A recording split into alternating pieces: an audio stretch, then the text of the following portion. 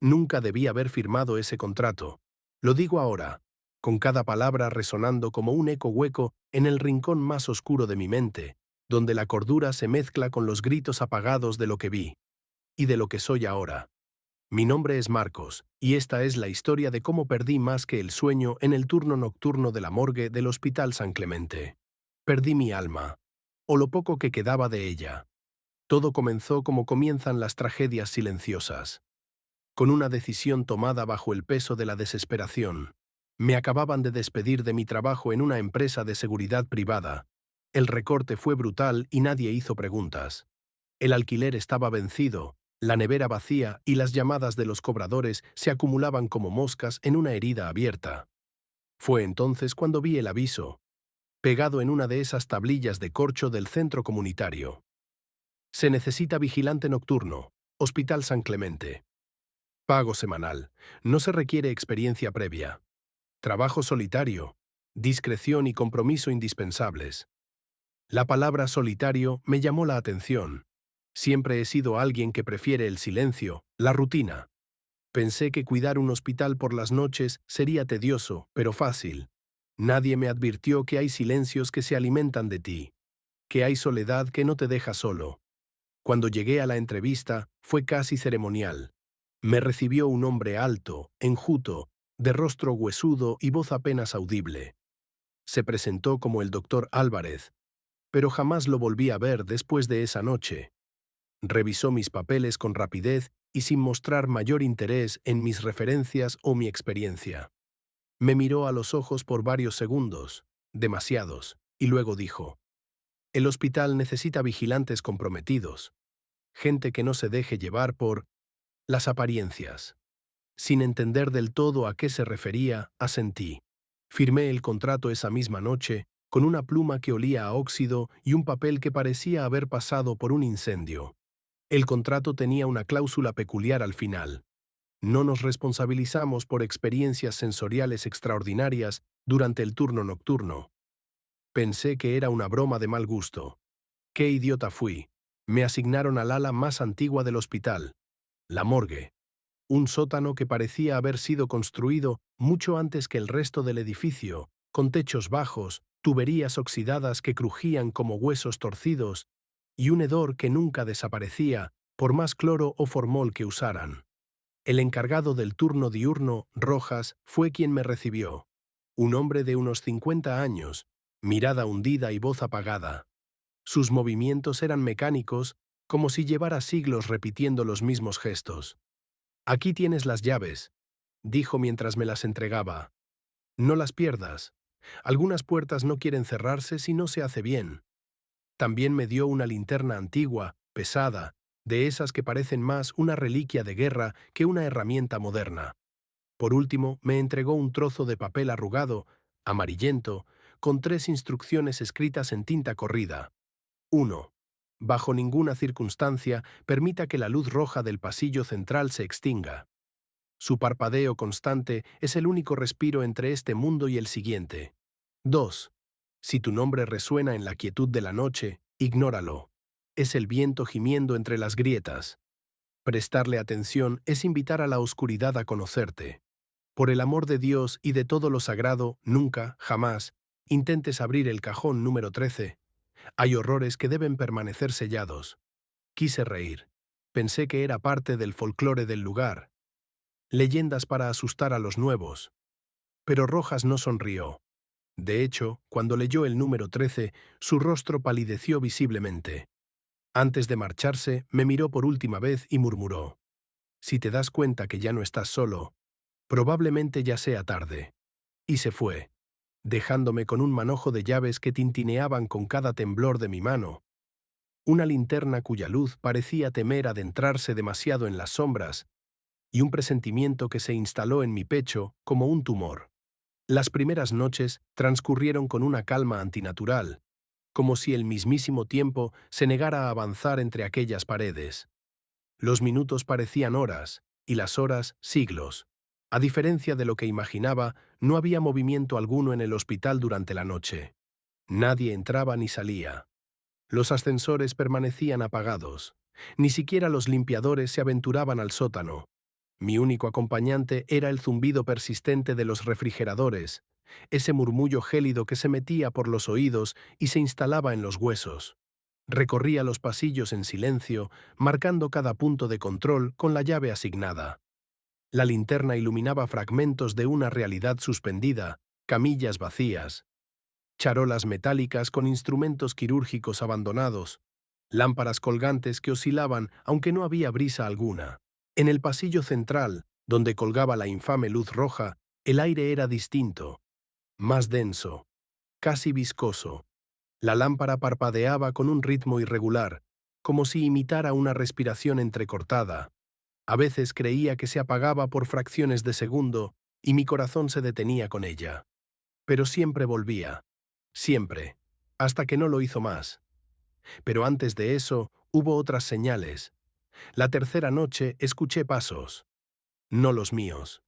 Eran más ligeros, más rápidos.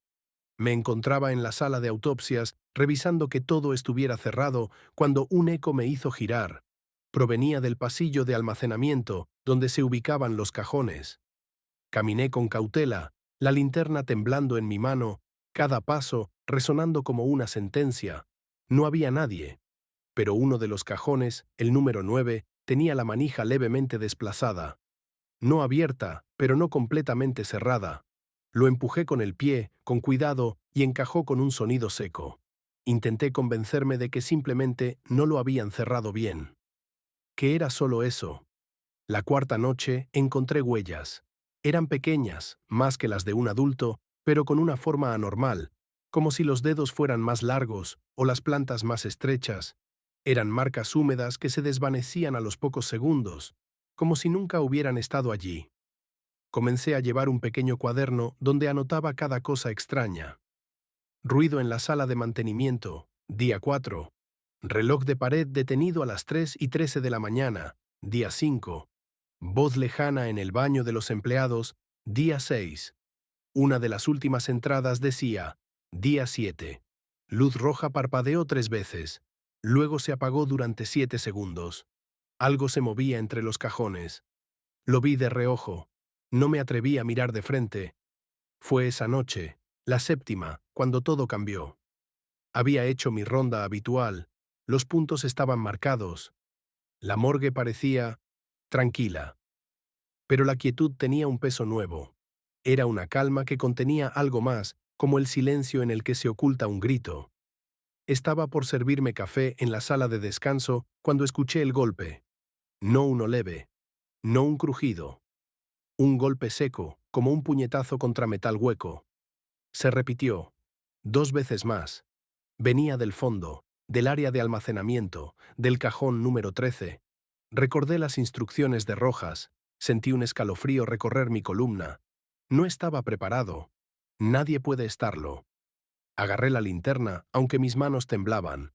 Caminé despacio, cruzando el pasillo central, manteniendo la mirada fija en la luz roja, y entonces la escuché por primera vez. Mi nombre. Marcos. Fue apenas un susurro, pero claro, demasiado claro para ser el viento. No venía de un punto específico. Era como si emergiera de las paredes, del suelo, del techo. De mí. Marcos, ábreme. La linterna parpadeó. Mi corazón latía como un tambor roto. Quise correr, pero mis piernas no respondían. Me sentí como si algo me observara desde la penumbra, algo que conocía cada rincón de mi mente, cada recuerdo. Algo que me esperaba. Corrí. No sé cómo logré que mi cuerpo reaccionara. Tropecé con una camilla, golpeé la puerta del archivo, derribé una bandeja de acero. Llegué hasta el teléfono de pared. Lo descolgué con manos sudorosas. La línea estaba muerta. Ese fue el momento en que entendí que ya no estaba solo, que nunca lo estuve. La morgue dejó de ser un lugar físico. Se volvió un laberinto de sombras y ecos que respondían a leyes que yo no comprendía. Cada rincón parecía susurrar secretos antiguos.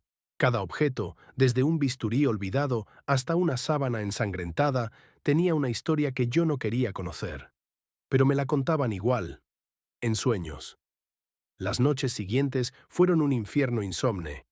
Cuando lograba cerrar los ojos en la sala de descanso, las pesadillas me atrapaban. Soñaba con puertas que se abrían solas, con cuerpos sin rostro que caminaban por los pasillos, con una versión de mí mismo dentro de un cajón pidiendo que lo liberen. Siempre despertaba a las 3:13 de la mañana. El octavo día decidí confrontar a Rojas. Me presenté antes del cambio de turno. Le exigí respuestas. Lo amenacé con irme, con llamar a las autoridades. Solo me miró, con una mezcla de lástima y resignación. Todos preguntan, murmuró, pero ya es tarde cuando lo hacen. ¿Qué hay en el cajón 13? Le solté temblando. No es un qué, es un quién. Y ni siquiera estoy seguro de eso. Sacó del bolsillo interno de su abrigo una vieja fotografía amarillenta. En ella, un grupo de hombres posaba frente a la entrada de la morgue. Todos vestían uniformes de vigilancia. Al fondo, con una expresión que helaba la sangre, un joven con ojos hundidos y piel tensa como papel estaba de pie, justo frente al cajón número 13. Rojas señaló al muchacho. Ese era el primer vigilante. Se llamaba Elías. Nunca salió de aquí. Cuando su contrato terminó, simplemente desapareció, y cada nuevo guardia que llegó después de él comenzó a tener los mismos sueños, a escuchar su nombre. ¿Y tú? ¿Por qué sigues aquí? Rojas tragó saliva. Sus manos temblaban. Porque alguien tiene que entregar las llaves. La noche siguiente fue la peor. La luz roja del pasillo central se apagó. No parpadeó. No falló. Se apagó por completo.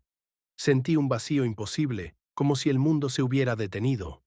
La linterna parpadeó. Me lancé por los pasillos intentando reiniciar la caja de fusibles, pero todos los interruptores estaban en su sitio. No había falla técnica. Era otra cosa. Un golpe. Otro. Y otro más. Corrí hacia el pasillo de los cajones. El número 13 vibraba, como si algo en su interior pateara con fuerza descomunal. El candado se agitaba, oxidado, cediendo lentamente. Y entonces lo vi. Una mano. Pálida. Cadavérica. Asomándose por la rendija. El cajón se abrió con un sonido agónico, como metal desgarrando carne. De su interior emergió una figura imposible. Alta. Desgarbada. Vestía un uniforme igual al mío, pero cubierto de manchas negras, con costuras rotas y partes que parecían fusionadas a la carne. No caminaba. Se deslizaba, flotando a centímetros del suelo. No tenía ojos, solo cuencas vacías que me atravesaban. Y su boca era una hendidura imposible, de la que escapaban lamentos en idiomas que no conocía. Tú, tienes mi turno, dijo sin mover los labios. Intenté correr, pero las demás puertas comenzaron a abrirse una por una. Un coro de cadáveres emergía, algunos sin cabeza, otros con los brazos retorcidos hacia atrás. Todos caminaban hacia mí, como atraídos por mi respiración, por mi miedo, y en medio de todos ellos, el primero. Elías, tú firmaste, tú aceptaste. El turno no termina hasta que otro tome tu lugar. El tiempo se disolvió, todo fue oscuridad, gritos, huesos rotos, frío, mucho frío. Desperté dentro de un cajón. No sé cuánto tiempo ha pasado, tal vez días, tal vez años. No tengo hambre, no tengo sed. Solo escucho los pasos. Cada noche el nuevo vigilante hace su ronda, como lo hice yo. Lo oigo pasar cerca. A veces se detiene frente a mi cajón, a veces susurra, ¿hay alguien ahí? Y yo, con voz que ya no me pertenece, le respondo, ábreme, porque el ciclo nunca termina, porque la morgue del Hospital San Clemente no descansa, porque el turno siempre necesita un nuevo vigilante. Desperté. No sé si fue un sueño o una alucinación inducida por el encierro, pero estaba ahí, no dentro del cajón, sino en la morgue, como si algo o alguien me hubiera arrastrado fuera para que siguiera viendo, para que comprendiera. La morgue ya no era la misma, era más antigua, como si hubiera sido devuelta a un tiempo lejano. Las paredes estaban revestidas de ladrillo sin pintar, las camillas eran de hierro oxidado y el olor a formol se mezclaba con el humo de velas negras encendidas en un altar improvisado. En el centro, una figura rezaba de espaldas, envuelta en una bata quirúrgica ensangrentada. Era el director del hospital. o lo que quedaba de él. Siempre necesitamos carne nueva, susurró sin volverse. Cada vigilante mantiene el equilibrio. Ellos guardan... A eso. Me acerqué, temblando. La figura se giró y me reveló un rostro deformado, con costuras en la boca y ojos completamente blancos. Señaló un libro abierto sobre el altar, un contrato de trabajo. Era el mismo que yo firmé 6 meses atrás, solo que esta versión tenía páginas que jamás vi. Entre cláusulas de confidencialidad y términos legales se ocultaban oraciones latinas, invocaciones, rituales, ofrendas. El Hospital San Clemente fue construido sobre tierra maldita, dijo una voz en mi cabeza, la suya o la de algo más profundo. Aquí, durante la peste de 1802, se enterraban vivos a los infectados. Aún gritaban cuando los cubrían con cal. Un escalofrío me atravesó el alma. Cuando construimos la morgue, sellamos algo que nunca debió despertar. En las páginas del contrato había nombres, muchos nombres, todos los que habían trabajado como vigilantes nocturnos. Algunos estaban tachados, otros escritos con tinta roja. El mío aún brillaba. ¿Puedo romperlo?, pregunté en un susurro. El director sonrió, sus labios cosidos sangraron. Solo si encuentras a alguien dispuesto a tomar tu lugar, voluntariamente. Rojas apareció esa noche. Lo esperaba, sentado en la sala de descanso. Había anotado todo lo que vi, todo lo que supe, todo lo que recordé, en un cuaderno viejo.